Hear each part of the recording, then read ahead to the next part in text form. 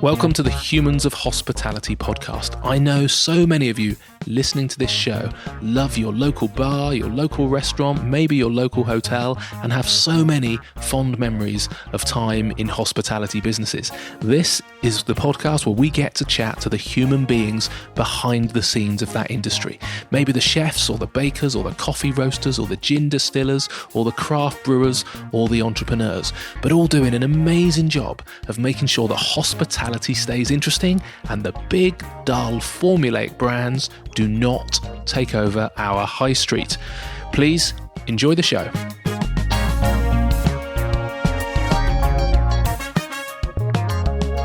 In this week's conversation, I am chatting to Andrew Stephen, who is the CEO of the Sustainable Restaurant Association, also known as the SRA. Now, I think it's very fair to say that over the last decade or so, we're all trying to do our bit to help the planet. Whether it's getting rid of single-use plastic or recycling more, we know that we should be doing as much as possible to reverse things like climate change. But actually, there's one area of our lives that trumps all of that effort, and it's what we eat. As you're going to hear in this week's conversation with Andrew, the power of your appetite is utterly phenomenal. As an individual, what you choose to eat and where and when you choose to eat it represents your biggest impact on the natural world. As you'll also hear, nothing is straightforward about the choices you're going to make. For instance, soy on one hand might be praised for replacing dairy products, but criticised on the other for its part in the deforestation of the Amazon. And that's why the SRA is such a brilliant organisation. It helps restaurants and diners to find their way through the maze and to understand how they can become more sustainable in a range of practical and achievable ways. So much to learn. I very much hope you enjoy this week's conversation.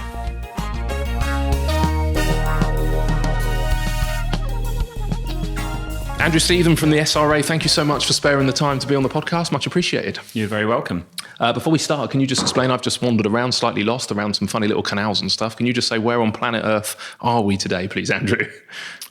Sure, yeah, we're tucked away on the canal between Old Street and Angel in North London. Right in the heart of the city. Right, so I want to talk about the SRA, the Sustainable Restaurant Association, and what you do, but I want to step back in time slightly before we do that. And just ask a little bit about, what got you interested in the planet. I read a little bit about you going to Kruger National Park when you were 11 years old, but do you remember how far back you became interested in the wonderful planet Earth? Yeah, great question. I guess, although I don't look like one, I'm technically a millennial. I'm almost the oldest possible millennial available. So I guess quite a lot of facial hair. You could point at any number of kind of crass stereotypes about my kind of age and upbringing as a kind of reason to explain why I kind of care about the planet. But I think personally, I was born in Northampton, which is a sort of fairly flat and not particularly kind of wild place. I think about 10 miles away from my parents' home is the furthest point in the UK away from the sea.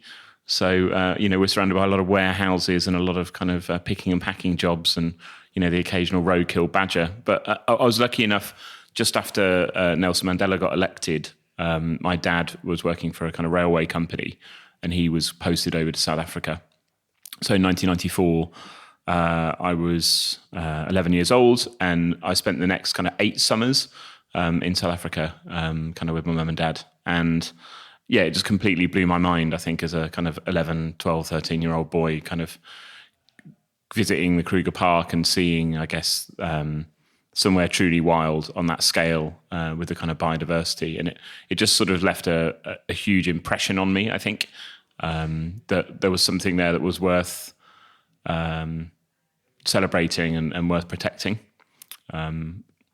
And then I guess, my career kind of, I'm also a little bit greedy, like a lot of other millennials. I'm sort of quite self-centered. So how do you save the biodiverse environments whilst also, having a kind of level of comfort in your own life? And I think I've made a number of, I guess, sort of punts at doing both since then. Yeah, okay, excellent. And just that ability to travel and see it. I think it's that you need to travel and see it to be inspired to want to save it, but just the process of traveling to get there kind of has an environmental impact. So it can be complicated. I think kind of human geography. What's that That was your degree, I think, was it? Can I just ask, what does that involve? Yeah, it sounds fascinating. I'll apologise on behalf of all geography students. I think human geography is the study of people and place. So it's looking at how society affects and is affected by natural environments. Okay. So it's kind of like a bit of sociology, a bit of economics, and a bit of biology all wrapped into one. Amazing. I think, geography as a discipline is a kind of funny one. I think it's sort of slightly searching for its soul. It started as a thing because we needed to map the outline of countries, and geographers were incredibly useful economic assets. But then once kind of satellites were launched, geography was slightly scratching for its kind of reason to be. So it's sort of gone off and buried itself into various other disciplines. Yeah. So I did joint honours geography and philosophy, which I guess asks the question, why are we here? Yeah. Well, no, I think I can see it. Related at least more into humanity than if you'd studied accountancy and law and stuff like that. I suppose there was some big picture stuff going on, and then you end up going to help in the Tsunami Volunteer Centre in 2005. Is that right? How did that come about? Yeah, I mean, I was doing the normal after university backpacking thing. Myself and my ex-girlfriend had spent the previous 9 months in Central America and Fiji and places like that, just sort of traveling around, reading kind of quite pretentious literature. And then the tsunami happened, and we just felt like we wanted to do something kind of more meaningful than sort of skim across the surface of places and send postcards back home. And there was this incredible need, and we were already out in Southeast Asia. So we found a local NGO that you could just rock up and start helping rather than needing to pay $6,000 and fill in loads of forms. And yeah, it was a unbelievable experience. We were there in the end for about 8 months. Sort of at the start, it was pretty grim, kind of like, sort of direct medical emergency stuff. But over time, we got more into kind of rebuilding programs and teaching in schools and that kind of thing. I was there during the kind of rambutan and mangosteen season. So they're two soft fruits that are pretty much in everyone's gardens in Thailand. And when everyone's tree was ripe, I think every kid in my class would bring me in a kind of carrier bag full on a daily basis. Wow, so, nice. Kind of definitely a bit of a citrus overload. Yeah. And were there any particular memories that stayed with you, I suppose, from that time? Because I'm guessing there's the famous quote, isn't it? You can't join the dots looking forward, only looking back. But was there some stuff there that you think led you into this, what's now become a long-term career around ethical kind of business and social responsibility? Was there something then that happened that led you to that? Did you realise at the time that was the likely trajectory, or did that come later? I don't know. I think, it's not easy being kind of idealistic and young and wanting to kind of build a career. And I think I certainly didn't sort of take an epiphany out of Thailand that I then said, right, this gives me really clear direction going forward. I think like most people, I've sort of moved to the city and then sort of iteratively bounced around a bit from job to job, trying to find something that leaves you smiling at the end of the week and leaves you feeling like you've got some energy when you wake up on a Monday morning. And I don't know, I think the main memory I take from my time in Thailand was just, even though what we were doing was objectively pretty horrible in terms of the experience you were having, as a group at the end of the day, there was such an amazing sense of kind of everyone was quite up. And I think there's something about purpose there that just shone more clearly than any kind of corporate board definition of purpose that I've ever seen since. That even if you'd sort of been diving and pulling bodies off a reef, at the end of the day, when you were all sitting around having a beer, you felt genuinely satisfied with what you'd done that day. And actually people were quite happy while they were doing it. And I don't know, maybe that's a dragon I've been chasing ever since. Yeah. I often get asked what got me into hospitality. And I travelled for a couple of years around Asia. And I always tell the story that actually, despite the BBC trying to convince us that, everybody on planet Earth is an arsehole and wants to behead you and we're all obnoxious and really want to have wars, actually, fundamentally, most people on planet Earth are lovely. And it was particularly the poorer the places that I went to in Laos and Vietnam and Tibet and China, and you'd walk into these little villages that have so little from a Western perspective, no electricity and running water and limited education, yet their willingness to kind of smile, look you in the eye, open up their door, pour you a cup of tea, kind of break bread with each other, and the fact you could have really, kind of good experiences, positive experience with people without language. And there was no, financial transaction here. It was just genuine human to human hospitality of enjoying kind of conversation and learning about different cultures. And it's an inspirational place, I think, to go back to those kind of places and see humanity at its best from a basic kind of level, but at its worst sometimes from a poverty and opportunity. Because what I couldn't get away from when I was traveling is that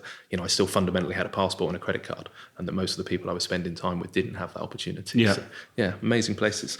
So you come back to London, and over the next 10 years you do a variety of jobs and manage to squeeze in an MSc in business strategy and environment. So is this the point where you start to get that kind of juxtaposition or actual, benefit of the fact that business, it sounds like business strategy and environment almost sounds like a contradiction, but how was that? Yeah, I mean, I'm a fan of oxymorons, maybe sustainable restaurants, another one. But I think that I did that master's course because the job market's very competitive and people needed something more than a kind of very earnest story and look in the eye about how I really cared and knew about kind of environmental ecology and wanted to put that into my job. So it was just a bit of a labeling up of what I already knew and was interested in, but nothing quite says it like a kind of recent academic qualification. So yeah, it was pretty full on. I was working full time and did that kind of 2 evenings a week at Birkbeck. But if anyone gets that opportunity, I think it's been tremendously useful to me, I think, to kind of be able to kind of, it gives you a much better platform to go and talk to different employers about what you've done. And then also off the back of that, 2 degrees. So before you come into SRA, your last role was with 2 degrees, is that right? Yeah. Can you just explain, because that looks like, just doing a little bit of research last night, so I was on their website, that looks like a pretty impressive organisation, but with a phenomenally difficult task, because that's really dealing with huge companies. Can you just explain a little bit about what they do? Yeah, really cool business. So James and Martin, who set that up, are good friends of mine, and I wish them well. I think I didn't enjoy the kind of 2-hour commute from Islington to Oxford, which was part of the reason I don't still work there. But so basically what 2 degrees are doing is they're trying to kind of share knowledge within supply chains in order to cut energy, water, waste and carbon. So they're kind of going after very tangible reductions in the kind of environmental intensity of some of the value chains that often the biggest companies are involved with. So people like Unilever and people like Asda work with 2 degrees, and they connect all of their suppliers onto the system. And then they try to drive energy, water, waste, carbon reduction through kind of sharing of ideas and sharing of data, essentially. So it's a funny world in which, once you decide to care about any of this environmental stuff for anyone in business, the kind of solutions are then equally quite hard to understand. It's not like you jump over the kind of, mystery fence of caring and then suddenly it's really obvious what to do.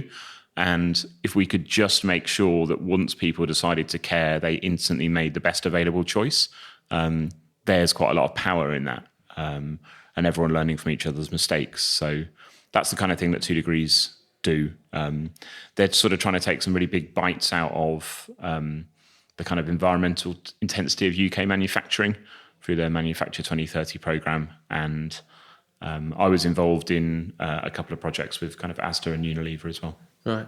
So even at that, because I've interviewed lots of your members and we'll come on to the SRA very shortly, but at a small level, it's very easy, well, not very easy, but you can very quickly make change to your environmental impact. But it's hard to imagine that at that level, that it's a genuine desire. I think sometimes the public are probably sceptical as to whether their primary motivation is the shareholders and the city and trying to make cash. And B, just at that level, what change can you make? And I suppose the potential impact is huge, but they've got to have the desire. Were there any particular examples, I guess, that big companies were doing, and was there what was their motivation behind that?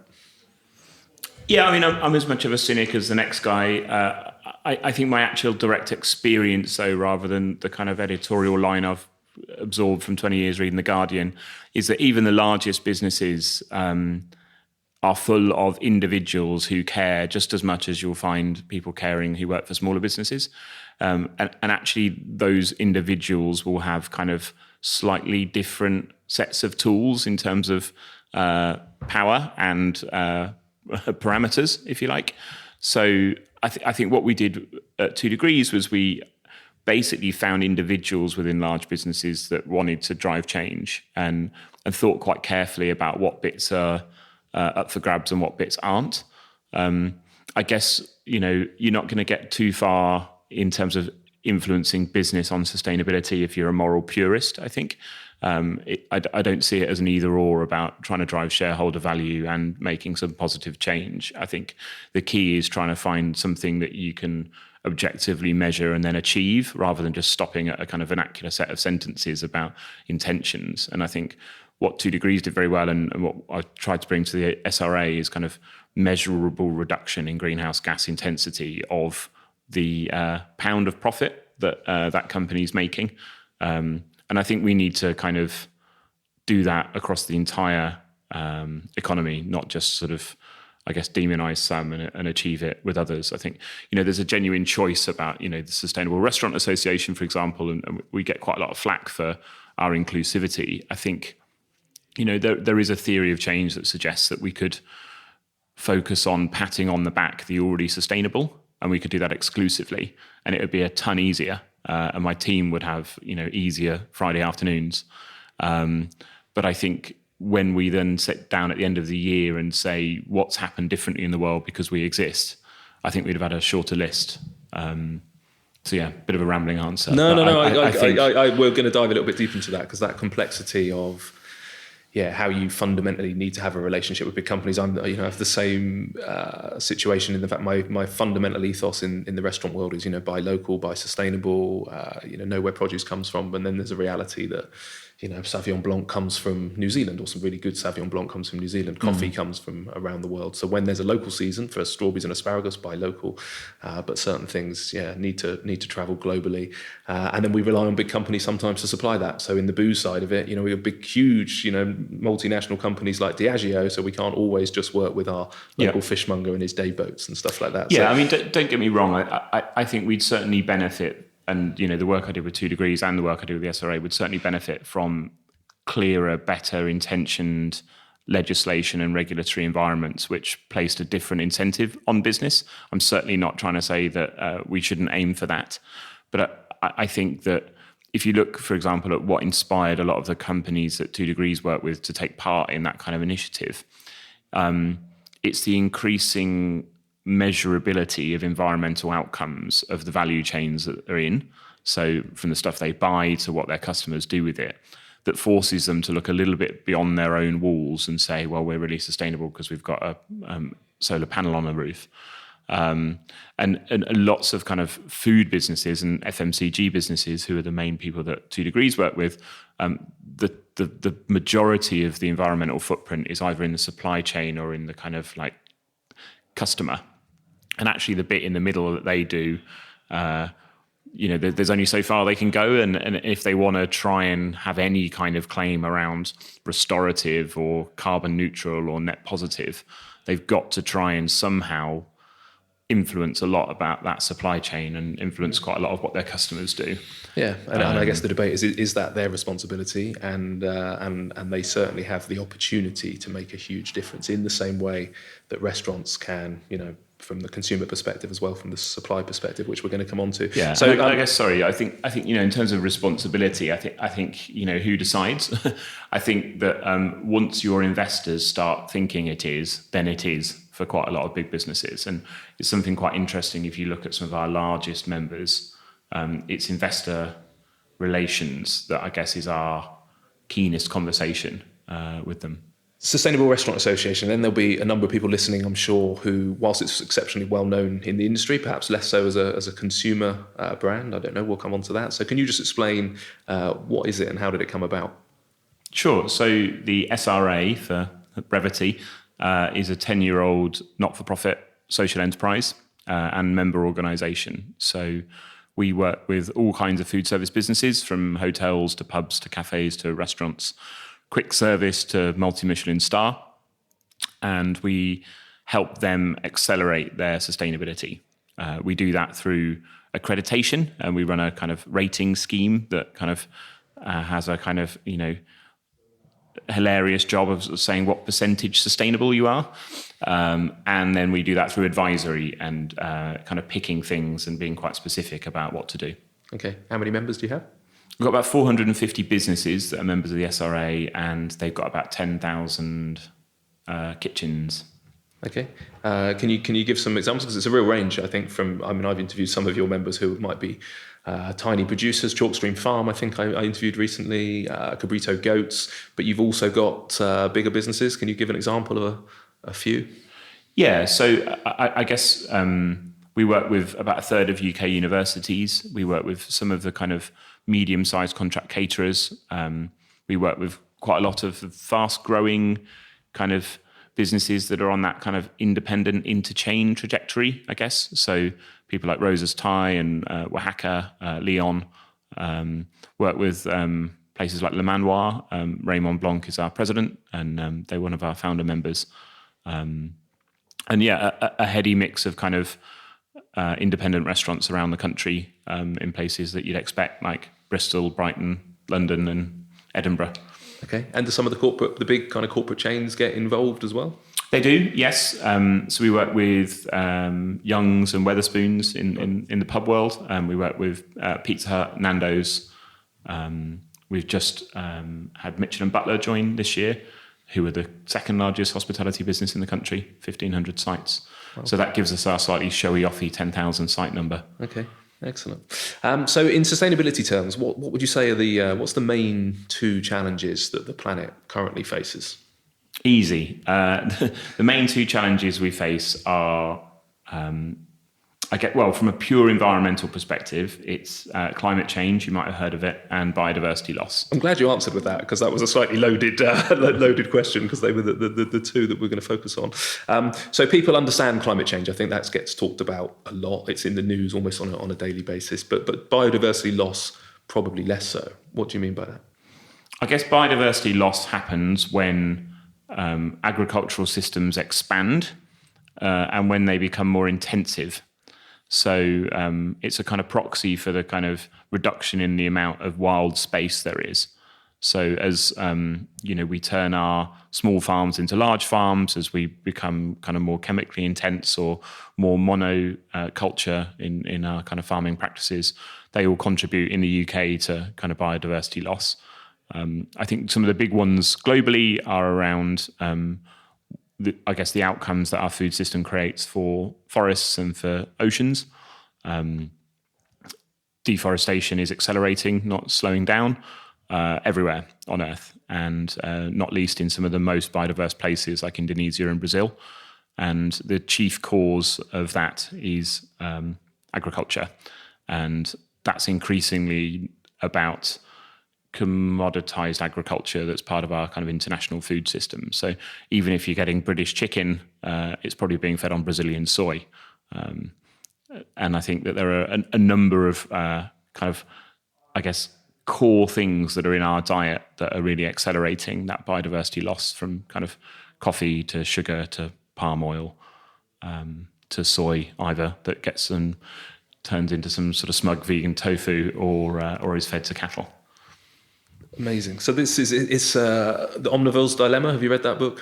Of course. Because you were reminding me of it a little bit there, and it is, mind-blowing and fascinating, but seems to be really unknown to average Joe Bloggs walking along the high street. Has got no idea. You mentioned then about some of the vegan food and stuff like that. So people are maybe making decisions that they think is solving the problem, but I don't think they particularly understand the problem in the first instance, I suppose, let alone the solution. There's not a question. There's just I don't know about, I think there's certainly a lot of awareness raising to do, but there's also just a slightly unfortunate reality that, like, when we're hungry, quite a lot of our humanity like goes towards just getting full. And I guess for businesses to try and find the right way of putting that information into the point of sale to people that are, I guess, quite single-minded and are kind of chasing fat, salt, sugar, speed is a real challenge. Yeah, 100%. So average consumer walking along at the moment might be feeling hungry, walking past a few sandwich shops. What's the actual... Because for me, the reason for having these conversations is about getting people to make conscious decisions rather than subconscious decisions, I suppose. So I think it is around education. The more we get people to understand, I don't think people want to destroy the planet. I don't think that people are that selfish in general. They just don't necessarily know the problem, and certainly, even less so know the solution. So although we hear about a loss of biodiversity, why is that actually important on a day-to-day basis? If we have this kind of impact, this loss of biodiversity, what problem does that cause us? Because we do all ultimately, as human beings, selfishly want to be fed. So we start with this kind of like, how do we feed you mentioned earlier, not 10 billion people anymore, 9.2 billion people. We want to feed them. Can we do that and respect biodiversity? And what's the problem with the loss? So I guess it's probably not my job to talk authoritatively about what will happen if we lose biodiversity. I guess there's probably far more kind of knowledgeable people than me on that kind of macro point. I think, I've had a son 4 months ago, and look at every gift we've been given, from the cards to the kind of little baby grows to the little books. Front and center is kind of animals, and the lion and the snake and the elephant and the tree, and there's something unbelievably sad that we'd be turning our planet into an environment for just ourselves. I don't know how you quantify that and you put that in a spreadsheet, but I think there's something quite fundamentally sad about being involved in a generation that's happening on our watch, the kind of sixth great extinction event. I think slightly more self-servingly, biodiversity is quite important in terms of the kind of resilience of our food system. We're only eating an incredibly narrow band of the available plants and animals. I think, is it the Cavendish banana that's kind of getting kind of pretty much wiped out by a particular parasite? And it's something like 98% of all bananas are Cavendish bananas now. There used to be over 5,000 different varieties, but we've planted only one type. So I think there's kind of biodiversity full stop, which is just about how nice an experience we have as humans on our Earth. And then there's the kind of slightly more applied biodiversity as a sort of resilience thing in the food system. And I don't know which one's more important, really. But. Perfect. So that's a good answer. Can you give some examples of the sort of things people might be walking into a restaurant or a cafe and ordering that is having a damage to the environment that people wouldn't necessarily think about? Locally sourced meat that is eating something that comes from Indonesia, or the fact that there's palm oil in almost everything. I'd say are probably two of the kind of key ones. And I guess the kind of the soy element, like you said, that soy has been a kind of real kind of hero in displacing kind of dairy for a while. But a lot of soy is kind of right at the heart of some of this kind of deforestation problem in the most tropical environments around the world. Yeah. So you can presumably get well-managed, decent soy, can you, in the same way that you can get well-managed, decent palm oil? Is that fair? And what should we be looking for different to what we're doing at the moment? Yeah, I mean, there's certification in place for soy. I think, country of origin is probably kind of the simplest way of thinking about it. What's going on in Brazil politically at the moment means that it's, best avoided, I think. European soy from North America is grown in a much greater regulatory environment. And there are certification schemes available for kind of soy. And they're a lot further on than the palm oil ones, actually. So if you walk into a shop and buy a carton of soy milk, which is probably where a lot of people are being exposed to it the most, I suppose, does it specify on a carton of soy milk where it was grown? Probably not, but there may be a kind of certification standard on the side that that you should check. Okay. And in the UK, do we regulate at all to make sure that we do buy from managed sources, or is the likelihood, would you say, that 99% of that soy milk you're buying on the supermarket shelf is coming from countries where it's not well managed, or is the likelihood that actually it's probably pretty good? I wouldn't know on the percentages, but I think there's no kind of national regulation of that, so it'll be down to each individual company to make the right choice. Okay. And I think that, soy milk in itself already feels like the sustainable choice. So the incentive for companies to kind of buy more expensive soy is probably fairly limited. Yeah.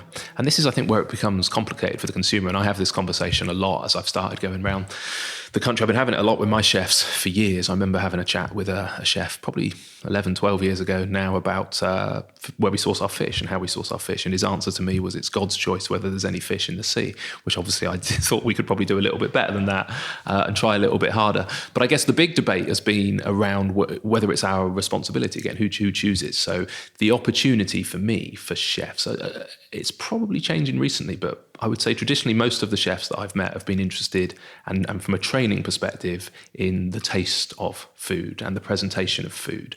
And actually, it's been really hard work to find people who even know, let alone care about where that food has come from. Now, I feel as a restaurateur, in the same way that teachers should know more about education than I know and how to educate primary school kids, that we work in this industry and in this sector, that we should know more about where our food comes from. And actually, we're not just there to supply what the consumer wants to buy, but we should do our research. And I like to think that people can look me in the eye and quiz me on where our food and our drink comes from, and I can answer them. And I can't do that with everything. But would you say that we have a moral responsibility within the industry to help educate, I suppose? I mean, personally, I feel that it's just more interesting to include things other than taste into our definition of quality. But I wouldn't push that from a kind of moral perspective. I think it's up to everyone to find their own kind of moral resting place that they're comfortable with. And, modern life is full of hypocrisy. I think that fundamentally, if you're defining quality without really any sense of welfare, provenance, you're probably missing out on more interesting opportunities. And I think as businesses, the hospitality world's oversaturated, and how do we differentiate? I think that there's a tremendous potential to, I guess, follow the path of more sustainable choices, and in doing so, keep your staff happier, attract new customers, build loyalty, and maybe save some money. But access to knowledge, it almost feels like you need a course, so that example that you gave around soya is that people will go, right, okay, I understand that people are eating too much meat, so and certainly more and more people are coming in and ordering an espresso and wanting an alternative to dairy milk, so they think, great, I'll just go to soy milk, but then don't necessarily know the next stage in the supply chain. I wonder how, I suppose this is your job as the SRA, is it, how do we get people to understand the full implications and to dive deeper into sourcing? People in restaurants or kind of diners? Yeah, I'm thinking. Well, yeah, I guess it comes from either side, but I'm thinking the people in the restaurants themselves in the first instance. How do you chefs are busy. They're phoning up for their fish order, and they might have got a decent supplier in, or they're getting their food or delivered at 7 a.m. the next morning, ready for service.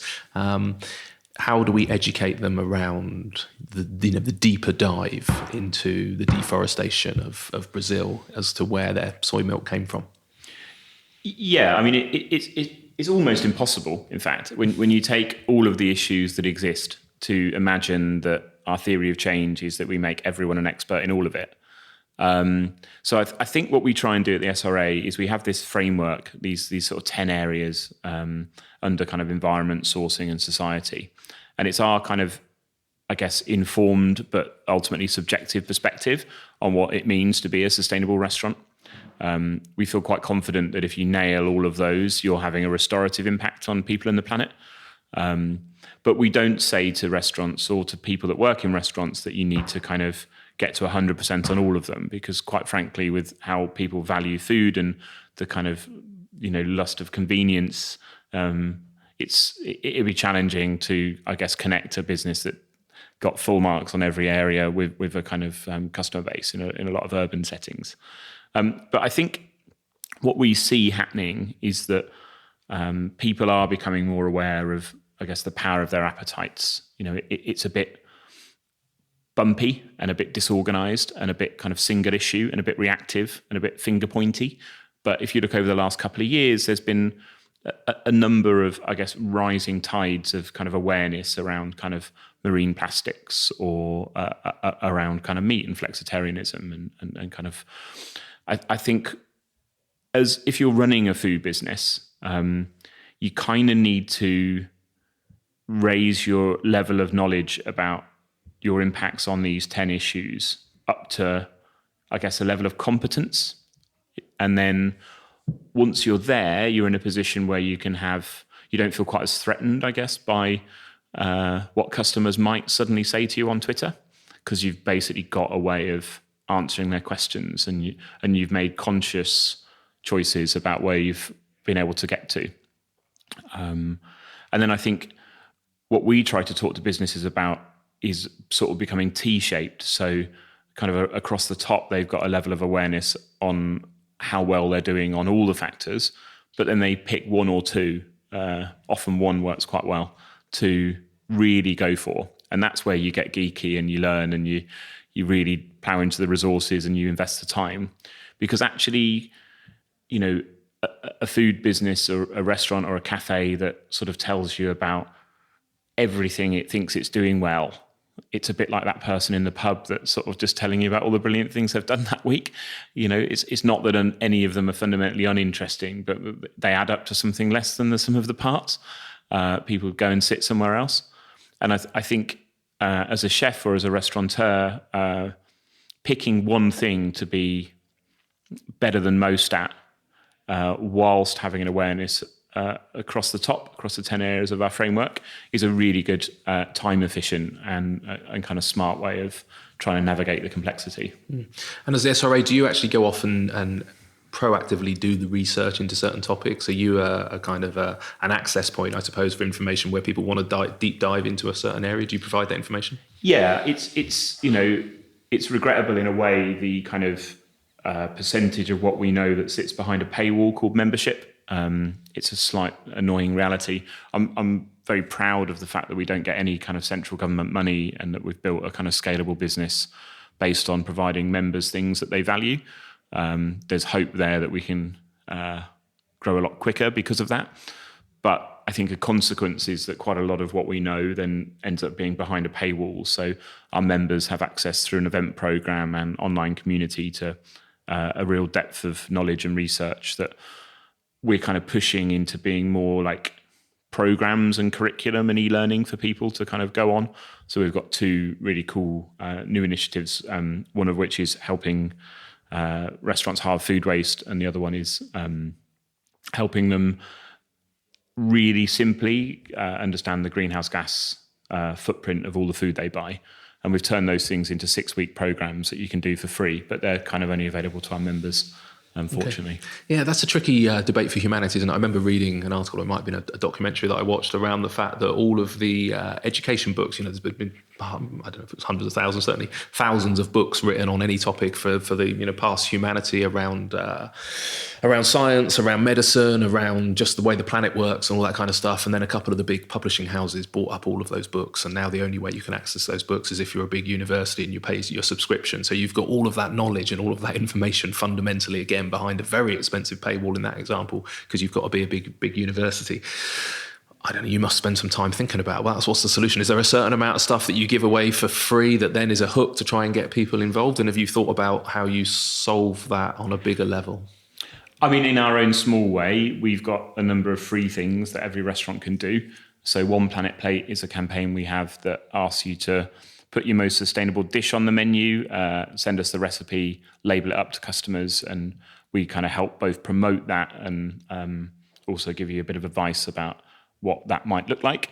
So it's quite light touch and chefy, but it's kind of free for everyone.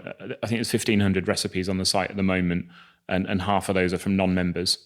So we think that's kind of cool because actually we can't really be in the business of telling people to take their bestseller off the menu. We wouldn't be very popular if we did that. So in a sense, a lot of restaurateurs would be more sustainable if people didn't come in and keep ordering £9 cheeseburgers. So if we can play our small role in helping a restaurant get good at driving more sales of their most sustainable dish, and then that's something quite practical that we don't put behind a paywall. We've also got a very quick diagnostic tool called the Food Made Good 50, which takes about 10 minutes to fill in and helps you kind of see where you sit against everyone that's ever done that. And that's global. We do that in kind of Taiwan, Japan, and Greece as well. And it gives you just a kind of quick 2-page to-do list. It doesn't really help you do it, but at least it kind of, holds the torch in the right direction for people. And then with all of our campaigns, whether that's about reducing single-use plastic or reducing the footprint of your food procurement or halving food waste in 6 weeks, you're right, we give away a bit. But I guess that's more of a carrot that's dangled to encourage people to come and become members. I think, I'd love it if we got to a point where almost everything we currently do for our members was in the Creative Commons and in the public domain. Interestingly, when we've tried that, we've worked with a couple of landlords to make membership free for their tenants. Lots of people just never answer the emails, and there's something kind of weird about if you give it away for free, people don't value it. But it's true. I used to sell gym memberships once in a past life, and that was always my debate with people. If you'd give them a free month, and I said, I can give you a free month to this gym and guarantee you that you won't come in and use it. Or if I charge you £2,000, I can guarantee you'll be in here 4 times a day for the next 30 days. So yeah, it is a motivation, I think.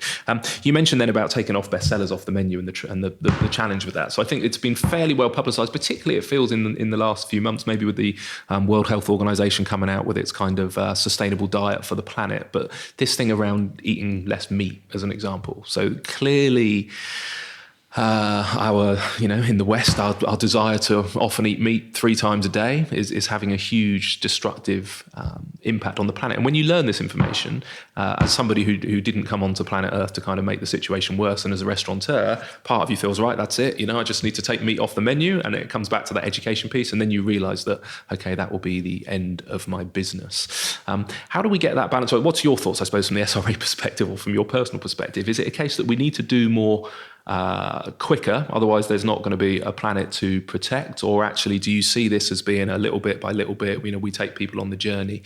Because as a restaurateur, and that need to actually run at a profit to pay the staff, we have that debate, I suppose, about how quickly to put into practice the stuff we're learning.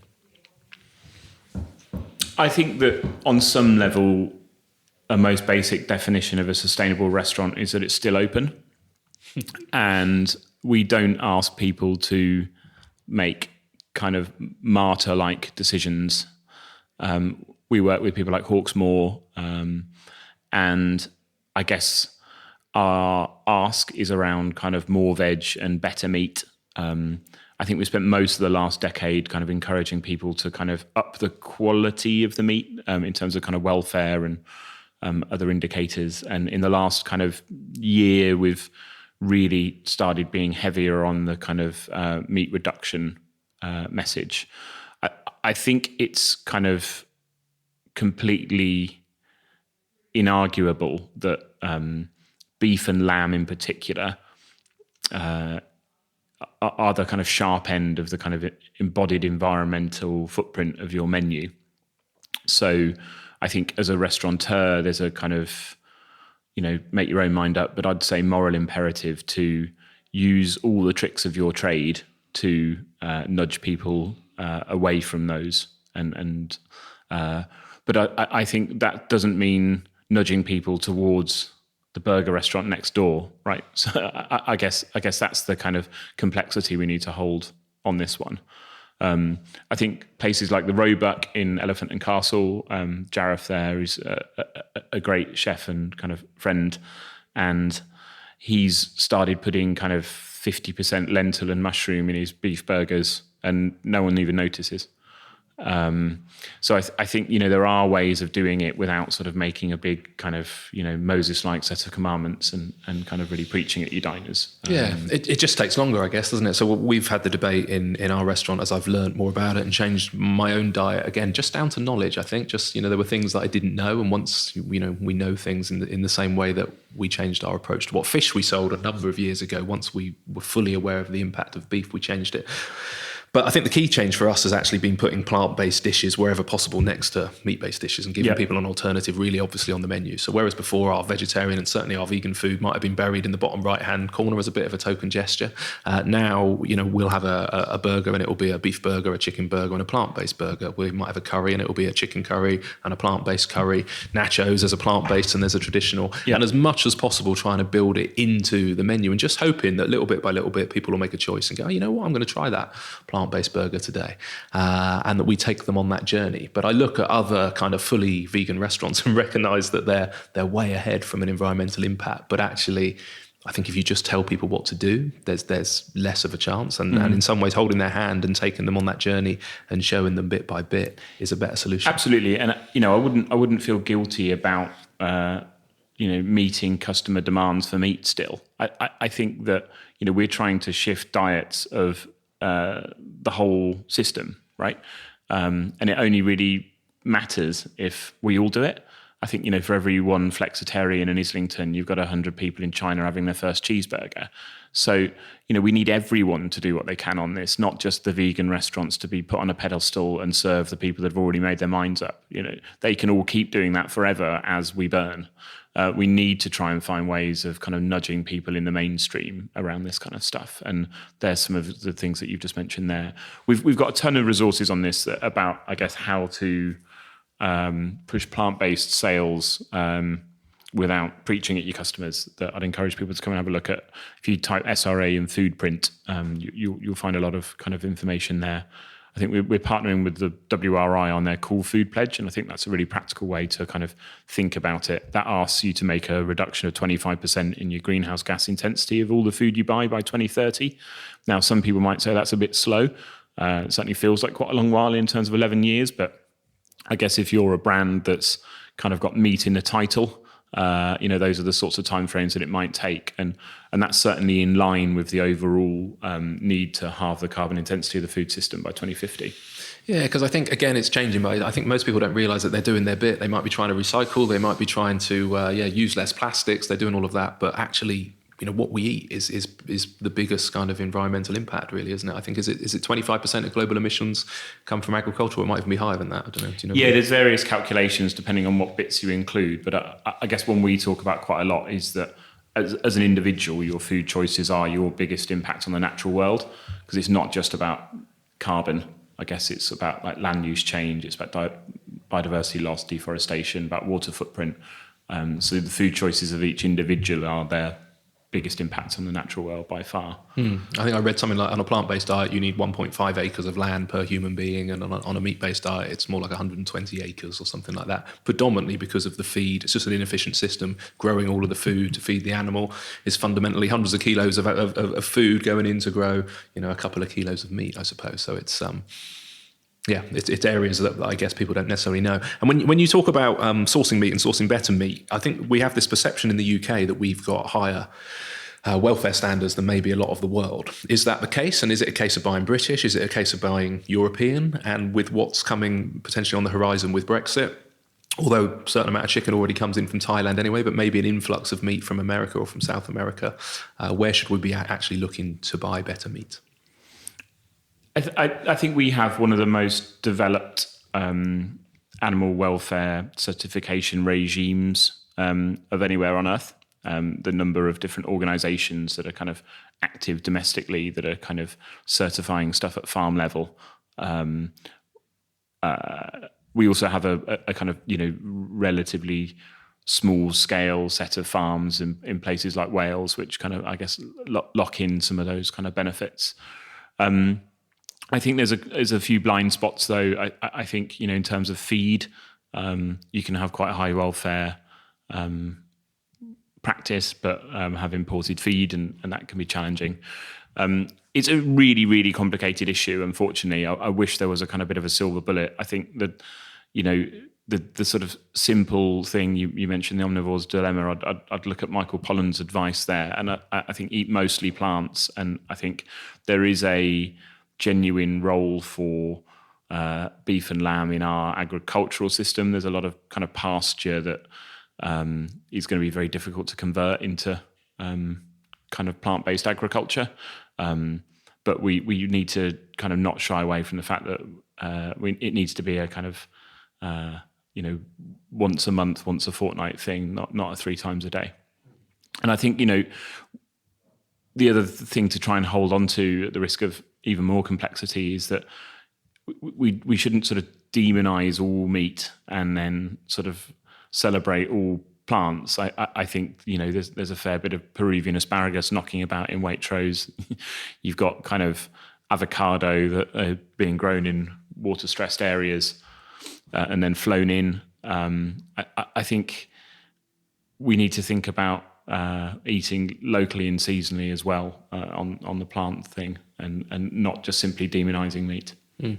And it's a really exciting way to eat if you do follow the seasons. Having said that, in Peru, from a financial perspective, we have this debate a lot. We only sell asparagus for the 10 weeks it's in season. Beautiful from the New Forest. But who are we to say that the Peruvians should not be able to export something that's dragging them economically out of third world conditions and giving them the money to build better education, send their kids to school and all that kind of stuff. So I find that side of it complicated as well, I guess. Yeah, for sure. And I guess, as a restaurant, this comes back to the T-shaped thing, right? There's always going to be contrary points to make around any fixed issue, right? Of course, supporting global farmers means buying things from far away. I think if that's genuinely what gets you out of bed in the morning as a business, just make sure there's internal consistency rather than kind of using it as a kind of a put down to an argument. I guess if supporting lifting people out of poverty is what you're doing as a business, really stay there, and then that can help you think about your sourcing decisions. Is that more or less important than carbon intensity? I guess that's not for me to decide, but I think people expect businesses to be transparent and coherent, and I think that they're the kind of 2 things to try and live by. Mm. And even more so now, I guess, with social media and access to information. It felt historically that the information was very much top down. It was government working very much in partnership with agriculture and the meat and the dairy industry, telling us what we should be eating, and 70% carbs and 20% protein, 10% fat. Whereas now there feels like through Netflix and Amazon kind of documentaries and social media that it's shifting, and the consumer or the smaller scale documentary makers are maybe cutting through. But then we have that danger of fake news and what's actually real. I guess that's where the SRA can help by filtering through some of the information and saying, well, actually, helping Peruvian farmers in this way is one part of the issue, but you can look into it in a more holistic or a more kind of fully encompassing way, I suppose. Yeah, I'd agree with that. That would be the hope, at least. You mentioned just now 3 areas that you look at. So this is under your Food Made Good framework, I think. Sourcing, society, environment is quite a big kind of a crux of your framework, I suppose. Can you just give a couple of examples of what do you mean by that, by those 3 fairly simple words, but there's quite a lot behind each one of those, I think, isn't there? Yeah, so I probably should have a copy of our framework in front of me. But I guess in the sourcing, that's obviously about kind of what you buy. We look at kind of local and seasonal. We look at more veg and better meat. We look at sourcing fish responsibly. I think under the kind of society umbrella, we look at kind of treating people fairly, in particular your staff. We look at supporting global farmers, and we look at kind of supporting the community and feeding people well.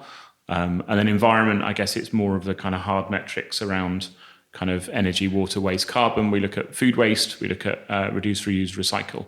Okay.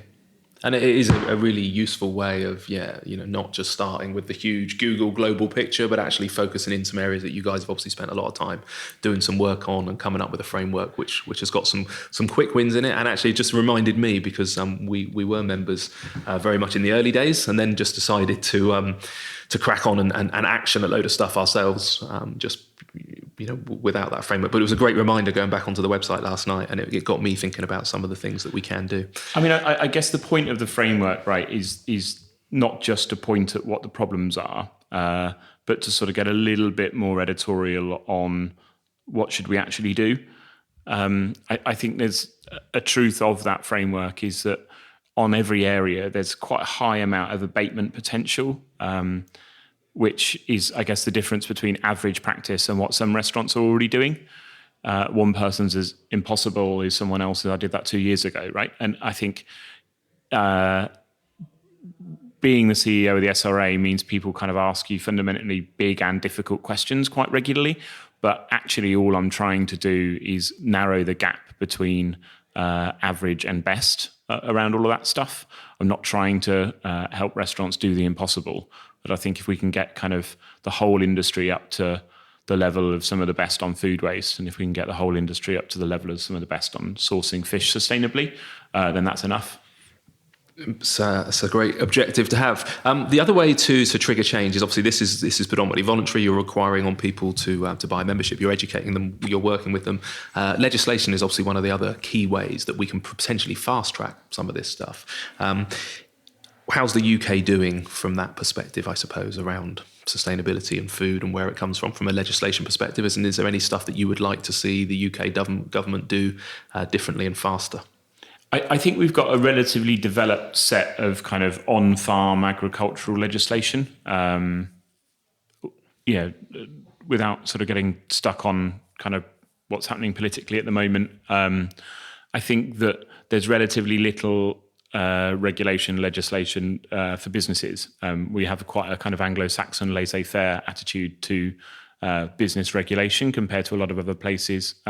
Scotland are kind of a long way ahead of what we're doing in other parts of the UK, and they've used devolution to provide a better set of economic drivers to businesses to do the right thing. And if you look at places like France, they're a long way ahead. I guess they have a kind of philosophy of more kind of government-led rules and regulations rather than letting businesses kind of reach voluntary agreement on the right thing.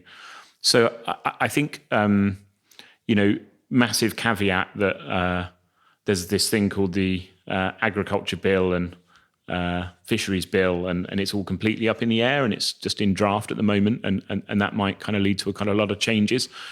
From a restaurant point of view, it's kind of difficult to know what to do about that other than to kind of sit and wait for a bit more certainty. I think what we'd really like government to do is to provide better incentives for restaurants to do the right thing. It shouldn't be a kind of moral choice that creates martyrs, because ultimately that just won't mean the pace is achieved that we need according to those two big environmental problems that we said at the start.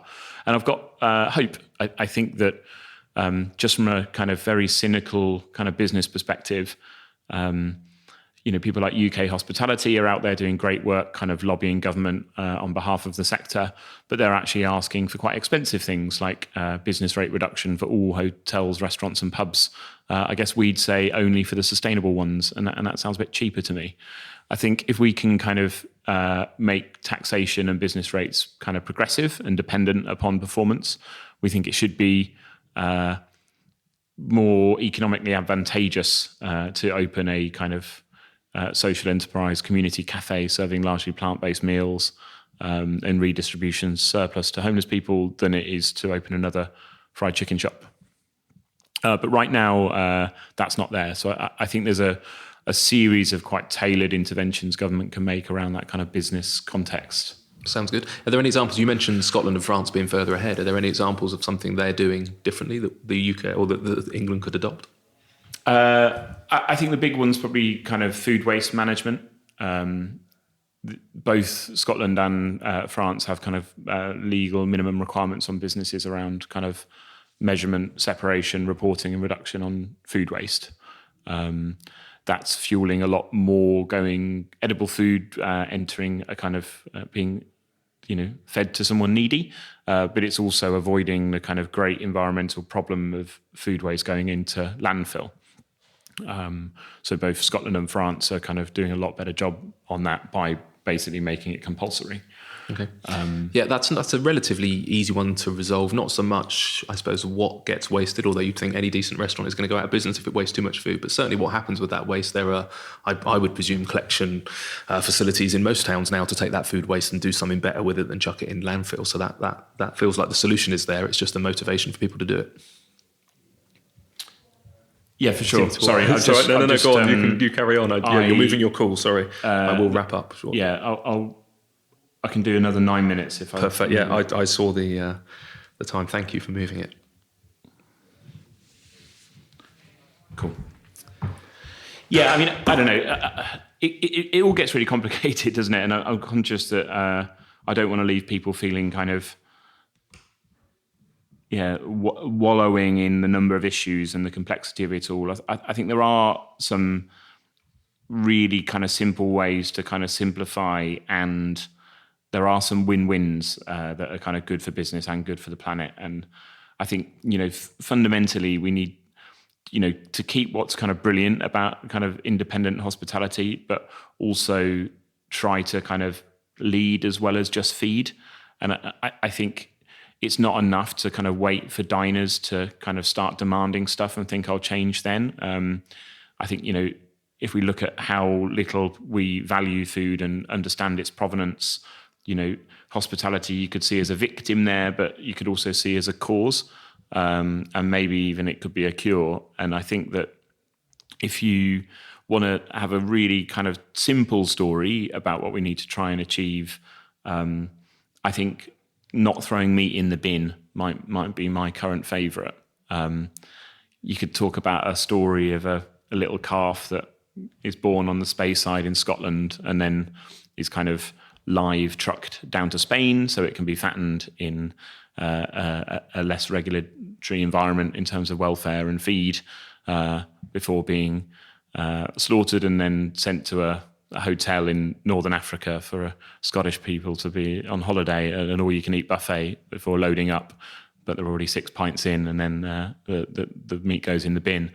I think there's a sort of alignment of interests that it will increasingly see that as kind of morally unacceptable, whether it's about kind of animal sentience or whether it's about the carbon footprint or whether it's about health or just the kind of waste agenda. So if you're, as a business, throwing quite a lot of meat away, or if you don't know how much you're throwing away, I think maybe start there. And I think that could be a really good way of doing some quite high impact win-win changes around both procurement, menu design, development, and waste management. I think, something about when you start kind of getting all geeky on measuring food waste is everything ends up just being a kind of weight equivalent, and kind of cauliflower leaves become undifferentiated from tuna. I think if we can sort of run businesses that aim to throw no meat in the bin and educate customers about what choices you've made to make that not the case, I think that's a really cool place to start. Talking about food waste and animals going in the bin, I suppose I remember chatting to James from Cabrito Goats, who I think is one of your members, and almost creating an industry around goat meat, because it blew my mind and I'd never really thought about it. But most people eat goat's cheese, but very few people eat goat's meat. Every mummy goat gives birth to 2 goats, a male and a female, and in France alone there's 1 million billy goats being euthanized at birth and thrown in the bin because there's no market for them. And if people just move from lamb to goat once a month, then that would create a market, and then these billy goats would at least live kind of 8 or 9 months and wouldn't be such a waste in the system. So then you go into the debate, should we be eating meat at all, or then should we even be eating goat's cheese, and the complexities around it. But yeah, there feels like there's some quick wins, I suppose, around some of that waste. Yeah, and James does a fantastic job, and we were very proud to serve Kid Goat at our awards last year to 350 chefs. We did a Kid Goat kibba, like a kind of chopped Syrian dish, delicious. Yeah. I don't know. I think it's a useful way of getting people to try and think about their own personal responsibility. I guess ultimately I don't believe that people need to kind of, balance the checkbook of their own diets that says if they're eating goat's cheese, then they need to deal with, everything that's alive on Earth occupies space that means that something else isn't. And I think that it's a kind of tough expectation to have on people to kind of get knowledgeable enough about all of those trade-offs. But yeah, it doesn't mean it's not true. Yeah. But even in the industry, it's an eternal challenge to become knowledgeable enough. And like I said, I've always, with everything that we've sold, I've always wanted to be able to look my customer in the eye. That's the key decision we make when we're looking through menus: is can I look the customer in the eye and justify why we're selling that? And the more knowledgeable you come, the more difficult it gets, to the point where you don't sell anything and go and get a different job. But we're all going to eat. Fish is the other one that blows my mind when you look at bycatch and the challenges around quotas and with what's happening at the moment with Europe. But that's and then moving into, and this may not be the case anymore, but with the Marine Stewardship Council, when we looked at salmon as an example, the MSC accredited salmon was caught off the Alaskan coast, frozen at sea, sent to China for packaging, and then redistributed around the world, which might be sustainable from a fish stocks perspective of not catching the wild salmon in Scotland, but to most people, wouldn't perceive that, I suppose, as a particularly sustainable solution from a food miles perspective. So again, there's complexities behind that, to the point where we'll make the decision to just buy from the day boats and what they can catch locally, pretty much. But any quick thoughts on fish before we wrap up?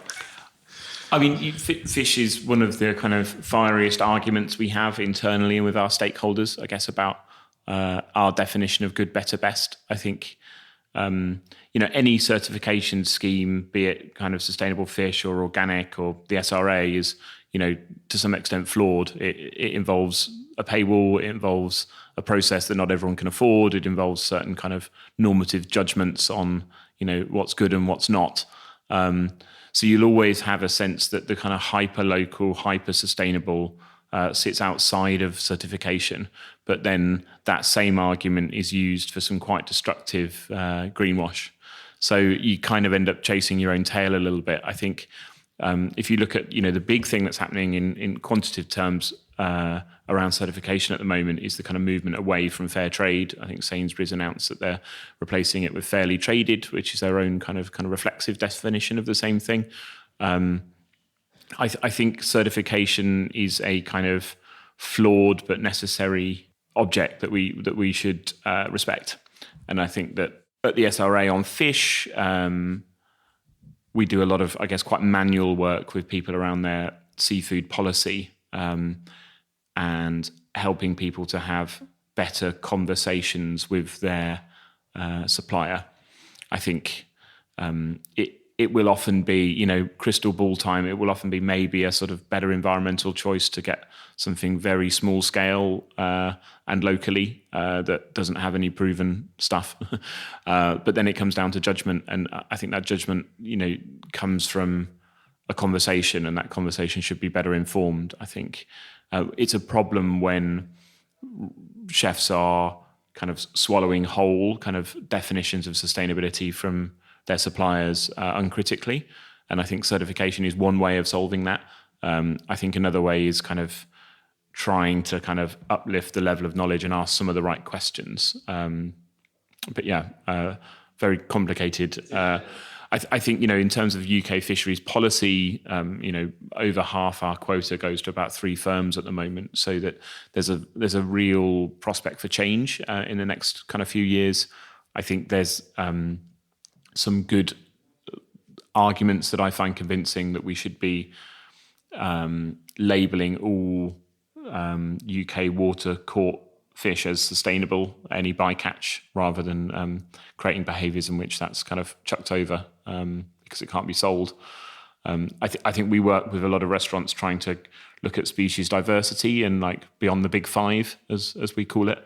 But yeah, a super complicated issue. It is, yeah. For me, accreditation was always kind of a base point. I always thought we shouldn't go below fair trade, we shouldn't go below MSC standards, but actually they're fairly low base points. You can do a lot better than that. But I think, particularly on fish, what you get is red rated where there isn't sufficient data, right? So red can mean we don't know as well as it's definitely bad.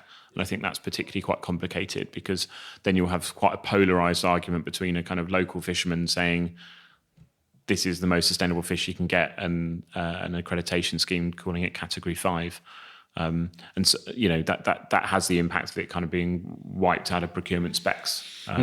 Yeah, and then that's always complicated because you just look up a fish like cod, and then you find out, well, actually, there's 27 different species of cod, and actually some of them are okay, and some of them aren't okay. And like you say, we want to diversify from the main 5. I'm conscious that A, we're out of time, and B, any consumers out there will be walking around with their minds blown. So I personally feel there's a responsibility and a lot of education that we can do as a sector to help train people and to have an influence on supply and on what we're asking from our suppliers, and on providing some alternatives and some reasons for those alternatives from the consumer.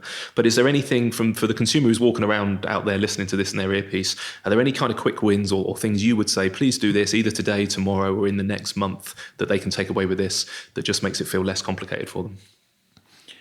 I think that your appetite is tremendously powerful, and the food choices that you make can be a vote for a more sustainable food system and fast. So that's partly about where you choose to go and spend your money, but also about what you choose when you get in there. So trying to find restaurants, be they independents or chains, that are part of schemes like the SRA is, we wouldn't exist if we didn't think that was a vote in the right direction for where you spend your money. But then, having an SRA sticker in the window isn't a moral offset for going and ordering a surf and turf. I think talk to restaurants about sustainability and what the most sustainable choices are on their menu, and support those as well as supporting kind of the restaurants themselves. Perfect.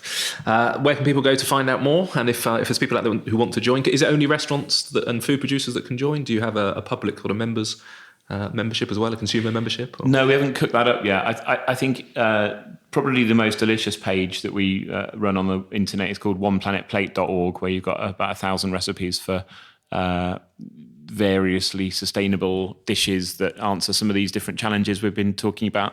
So that's a great place to go to look at chefs and restaurants that are doing interesting things on the menu, but also you've got all of the kind of recipe information there to kind of cook at home. So that's a kind of fab resource, from sort of kale and carrot top pesto to Raymond's kind of 15 different roast heritage beetroot terrine. So depending on how ambitious you're feeling this afternoon, a couple of options there. I think for restaurants themselves and people in the hospitality industry, it's the SRA.org, and that's where you'll find out about, I guess, what we do to try and help you make steps in the right direction. Amazing, good. I personally feel that we're on a really positive trajectory. I think the changes I've seen in the last 2 or 3 years of this growing momentum from consumer pressure and also just knowledge, and like I say, the documentaries that are now available online means that it's a bit late, but the trajectory is positive. But thank you for what you do and what the SRA do. I think it's great, and thank you for sparing the time today. I know I've pushed you right beyond your time limits. It's been a pleasure. Appreciate Thank you very much. Thank you.